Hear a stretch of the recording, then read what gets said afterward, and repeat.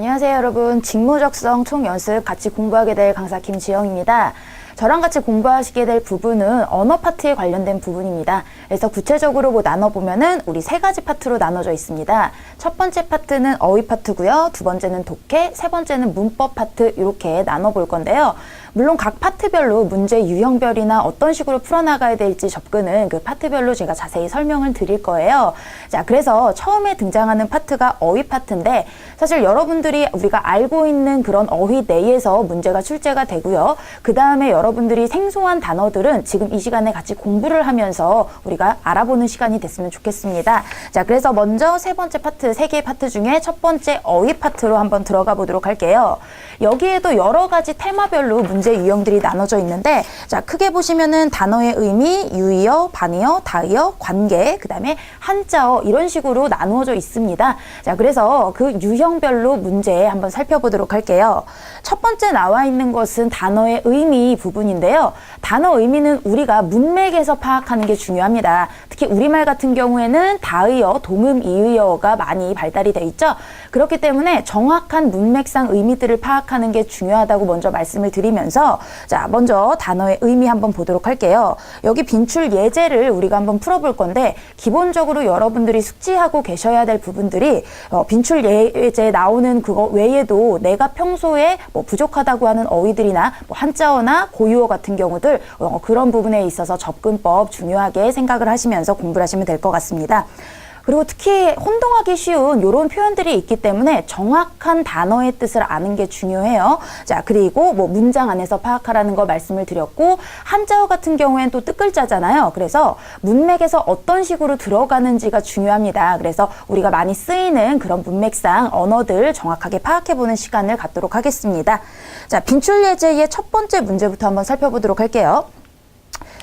자, 보시면은 단어의 의미 이렇게 설명 제가 드린 부분이 있고요.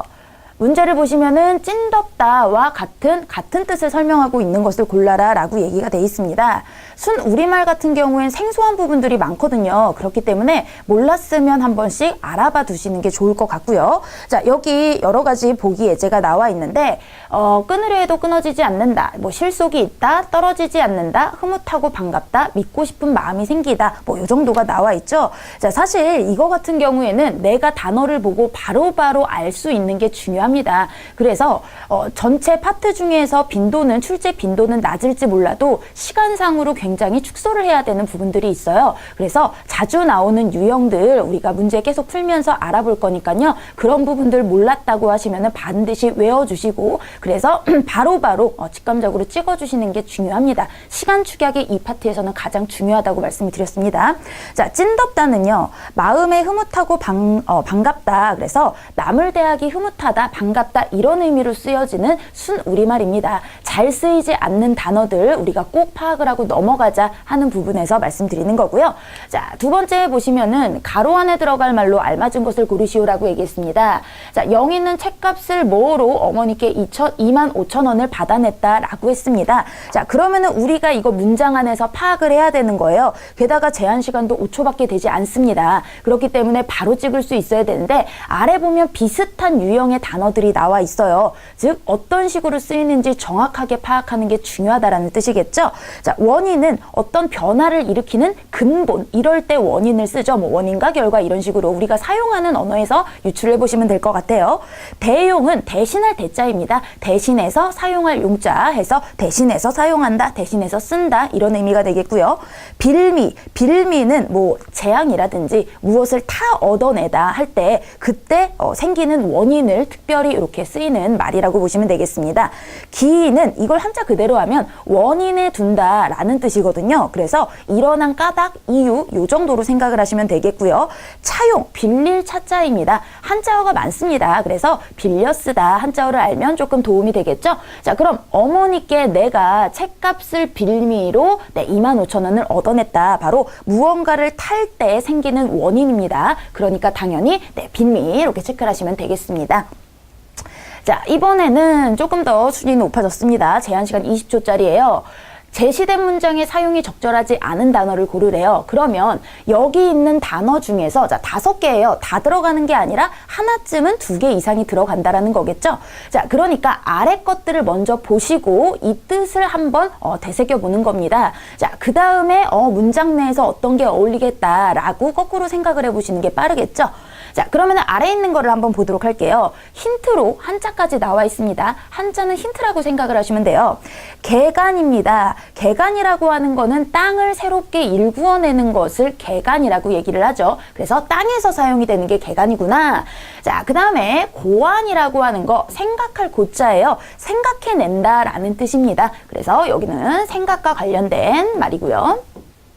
고간이라고 나와 있는데 이 고간, 간절히 바라는 겁니다. 이 쓸 고자, 힘쓰다, 뭐 애쓰다, 힘겹다 이럴 때 쓰는 쓸 고자거든요. 뭐 맛있으다도 마찬가지고요. 그렇기 때문에 힘겹게 그만큼 간절히 바라다. 자 여기 마음심자 보이죠? 자 그래서 이거는 간절함이 좀 들어간 바람이라고 보시면 되겠고요. 자, 개안, 눈 안자입니다. 눈을 뜨는 거예요. 자, 그런데 눈을 뜬다라는 말을 우리가 다의어적으로 확장을 하면은 어떤 진리를 깨닫는다 이런 식으로도 사용을 할 수 있거든요. 그래서 여기서도 깨달음이라는 확장적인 의미까지 알아두시면 되겠고요. 자, 간고. 예전에는 우리가 그냥 쓰는 가난을 갓난이라고 표현을 했습니다. 이게 바로 가난과 고생. 을 합한 말이라고 생각을 하시면 돼요. 자, 그러면은 한번 집어넣어 보도록 할게요.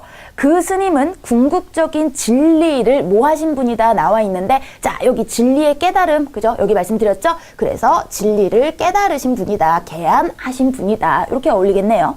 자, 두 번째, 생활한복은 현대인이 편리하게 생활할 수 있도록, 자, 생활할 수 있도록 이렇게 깊이 생각해서 만들어졌다. 편리함을 생각해서 만들어졌다. 그래서 생각의 의미가 강조된 고안하여 만들어졌다. 그리고 우리가 보통 쓸 때도 무언가를 고안해서 새롭게 만들어졌다라고 표현을 하죠.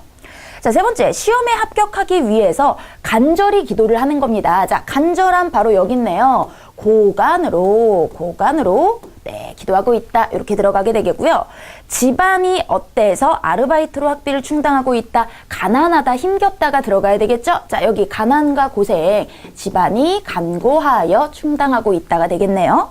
자, 그 다음에 나는 이것을 이겨내고 이 분야의 최고의 인물이 될 것이다. 자, 여기서 이제 공통적으로 들어가야 되는 게 나옵니다. 자, 내가 힘겨운 것을 이겨내고 이 분야에서 성공할 것이다 라는 뜻이 되겠죠? 그래서 여기서 가장 힘겹고 나의 지금 상황을 이야기해주는 간고가 되겠습니다. 자, 그래서 여기서 나오지 않은 토지, 땅과 관련된 개간은 나오지 않았죠? 자, 이렇게 아래 거 먼저 뜻을 핵심 키워드들을 생각을 해두시고 그 다음에 문장에 적용해보는 방법 알려드렸습니다. 자, 이번에 빈칸에 들어갈 단어 마찬가지입니다. 아래를 먼저 보시고 이 단어의 의미 정확하게 파악을 하신 다음에 어떤 문장 안에 들어갈 것인지를 생각을 해보는 거예요. 자, 그러면은 개척. 자, 개척이라고 하는 거는 미지의 세계를 새롭게 그저 발견을 하는 거죠. 지속은 유지되는 겁니다.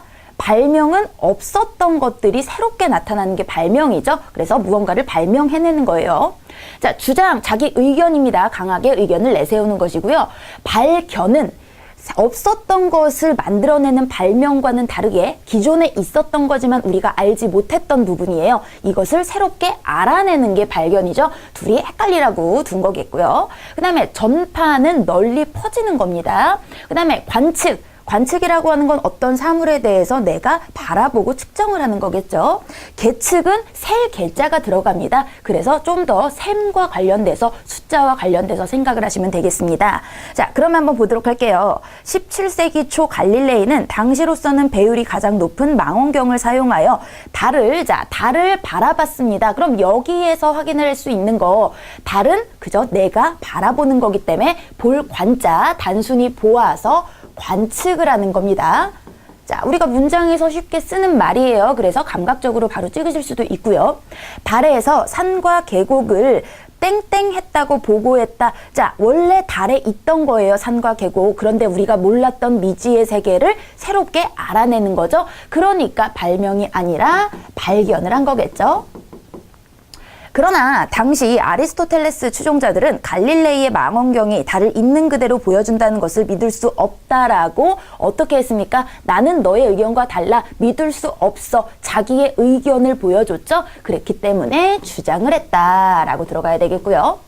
이러한 반대는 더 높은 배율의 망원경이 개발되고 아리스토텔레스의 천상계의 완전성 개념이 무너질 때까지 수십 년간, 자, 이 새롭게 만들어진 개념이 수십 년간 쭉 그저 지속이 된 겁니다. 지속. 그죠? 계속되었다라는 뜻이겠죠?